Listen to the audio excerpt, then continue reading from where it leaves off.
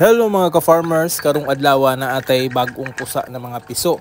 Ug karong adlaw atong panghuaan ni siya og eggshell para na ay space diri sa sulod. Naay ubang itlog ani nga wala pa na hatch mo nang di sa nato ni kuhaon ug kaning ubang piso is basa pa.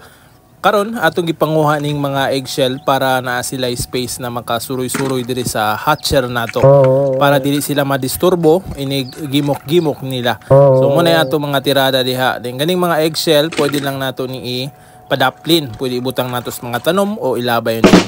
Kaning mga piso mga ka-farmers, gamay lang ni sila, 36 heads lang ning atong napapusa ron. Mauni last batch nato sa atong pagpapusa og upgraded native na mga piso. Last batch na ni mga ka-farmers og next year na tapuhon mag-breed og balik og ingani. Kining mga pisua naa na ni tag-iya kay wala pa ni sila napusa, naa nay nagpa-reserve nato. Ug naapay laing nagpa-reserve kaso dili na nato ma-accommodate kay gamay na lang ning atong mga piso nga nabilin.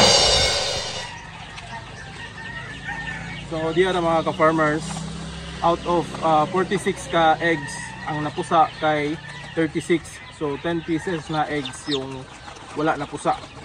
So there are 36 heads na mga piso nato na healthy mga piso. Alright. So bali na natin is brooder. Let's go.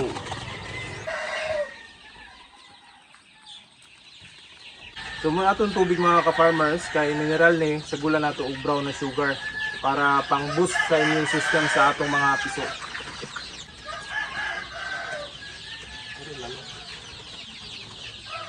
So atong binagsag dip ilahang sungo para makainin na sila.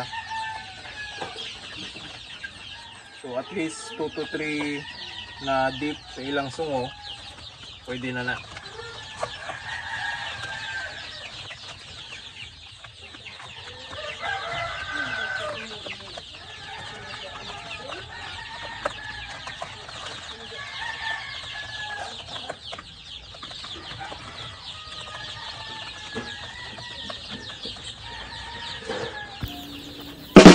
Og naplastar na tong ato mga piso, muari sa ta diri sa Agribit para mokuha og feeds. Og diri ta tigpalitan og feeds na ginagamit nato sa ato mga piso. Mao ni nga feeds mga ka-farmers, produkto sa Promex ang Abyss. So kompleto ni mga ka-farmers na ay Abyss 10 para sa mga bagong pusa na piso, Abyss 20 sa mga 2 months old og kaning ilahang maintenance na Abyss. So kompleto ang produkto na Abyss mga ka-farmers, so produkto ni sa Promex. Alright.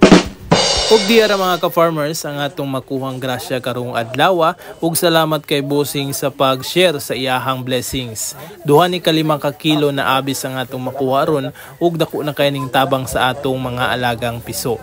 Makakaon na sila og lami karon inig uli. Alright? Pag-uli na ako mga ka-farmers, giandam na po nato ang atong mga piso kay naa na sila si Ma'am ug si Sir.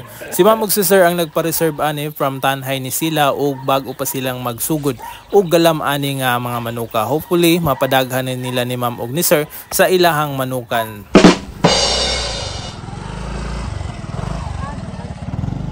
Okay, thank you Ma'am.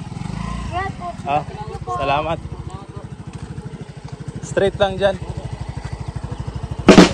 Ug kato lang sa video nato karong adlaw mga ka-farmers, daghang salamat sa nagalantaw ug sa mga mag-share ani nga video. Salamat and happy farming. Woo!